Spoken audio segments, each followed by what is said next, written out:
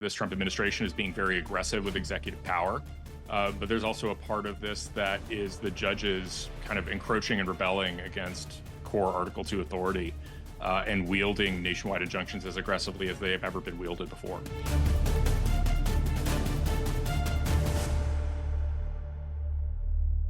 Nationwide injunctions. Two words that we have heard a lot of recently. Super nerdy concept question to be deeply in the weeds on, but an incredibly important one because nationwide injunctions are coming into play with a lot of Donald Trump's major policy initiatives that have been stopped via nationwide injunctions ordered by judges. You have definitely heard about many of these case studies, and that's why I wanted to bring Will Chamberlain on. He is the senior counsel of the Article 3 Project at the Article 3 Project, which is a conservative, very MAGA aligned, I would say, think tank group, nonprofit that spends a lot of time on the judiciary in particular. Will is super sharp on all of this and is going to come at this from the conservative perspective. There are a lot of internecine battles actually in the conservative movement. Trump just last week shocked a lot of people with a Truth Social post attacking Leonard Leo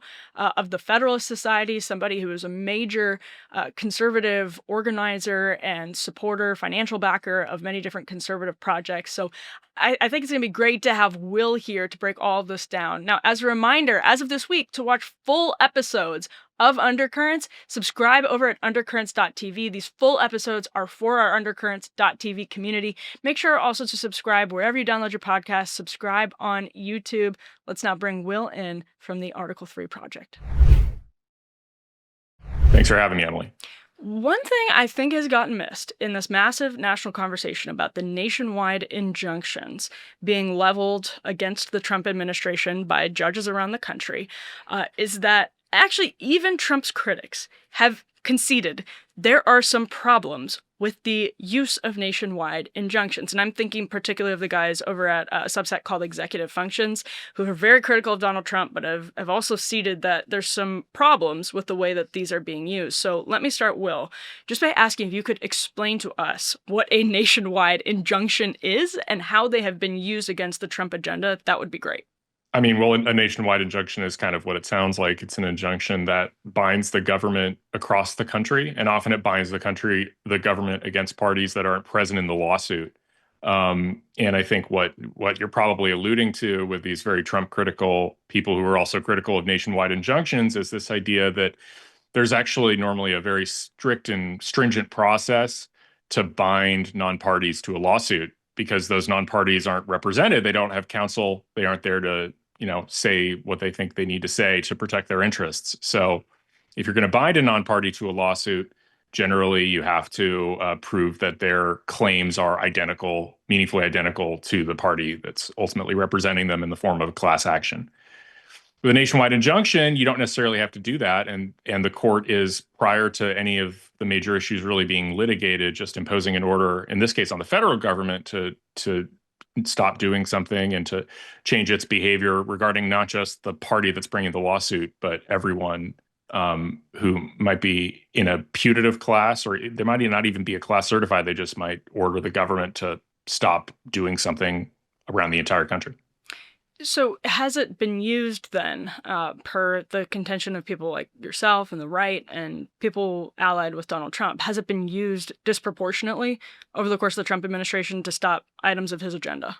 Yes, I don't have the exact figures on me, but something like there have been as many nationwide injunctions issued in the first 3 months or 4 months of the administration as there were during the entirety of Joe Biden's term in office. Now, I mean, part of that, to be fair, is the fact that this Trump administration is being very aggressive with executive power. But there's also a part of this that is the judges kind of encroaching and rebelling against core Article 2 authority and wielding nationwide injunctions as aggressively as they have ever been wielded before. Yeah, can I ask about that? Because that does seem to be the obvious counterpoint, that on the one hand, Donald Trump is being so aggressive and trying to intentionally test some questions of executive power, to kick them into the courts, to get particular decisions like on Humphrey's executor, those sorts of things. Mhm. And the courts are then just, as a consequence of how crazy Trump is, they're just reacting in crazy ways. So what's your rebuttal to that, Will? Is this number just really high because Trump is doing intentionally a number of really, let's say, he's sort of testing the limits intentionally in ways that are numbered, voluminous, you could say, I guess, or is there something going on here? There's definitely something more going on here. You can think about the early injunctions against Doge, Mm. where you had federal judges telling executive branch officials that they weren't allowed to access data possessed by different parts of the executive branch, and distinguishing between political appointees and career appointees, and saying only the career appointees could access certain types of data. That was an obscene encroachment on the executive branch's authority. There's no distinction between the political and the career appointees, and the idea that the career appointees would have authority separate from the political appointees. I mean, that goes against the basic structure of our government. So it was a very, very bizarre theory. And so there's been, and that's just one instance. There's a bunch of other stuff with regard to immigration where you've had extremely, extremely aggressive actions from the courts that where they just are straight up encroaching on core Article 2 authority. And it's so no, it's I mean, yes, there as what I said, yes, there is a part of this that these injunctions are happening because the Trump administration is aggressive, but I'd say still 80 to 90% of this is the judges acting out.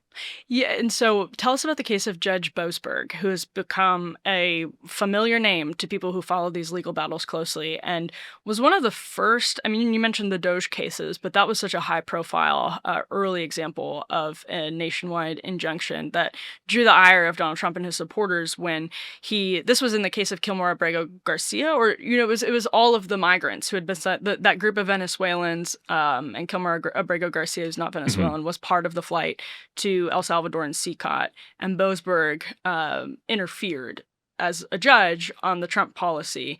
So he's an example of what you're talking about, right, Will? So I mean, it's important to distinguish between James Boseberg's case in Hmm. Venezuela and Kilmar Abrego Garcia, which was a different question. And because Abrego Garcia is a Salvadoran national, he's not bound by any of the decisions by James Boseberg, who was handling a case with regard to Venezuelan But he was nationals. on the flight, right? Wasn't he? Boseberg's, Wasn't he on in, the flight that Boseberg said needed to I'm be not sure. turned There have around? been a lot of flights. Okay.